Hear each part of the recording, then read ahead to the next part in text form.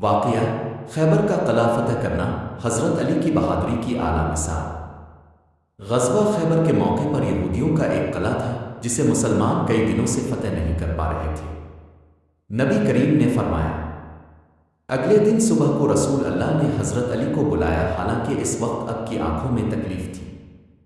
رسول اللہ نے اپنا لعاب مبارک حضرت علی کی آنکھوں پر لگایا اور فوراً شفا ہو گئے۔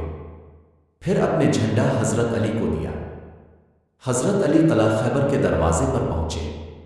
یہ دروازہ بہت بڑا اور بھاری تھا، کئی آدمیوں کے کھولنے کے باوجود نہ کھلا۔ حضرت علی نے اپنے ایک ہاتھ سے پورا دروازہ اکھاڑ کر پھینک دیا اور مسلمانوں نے قلعہ فتح کر لیا۔ سبق: حضرت علی نہ صرف بہادر تھے بلکہ اللہ پر کامل ایمان رکھنے والے مجاہد تھے۔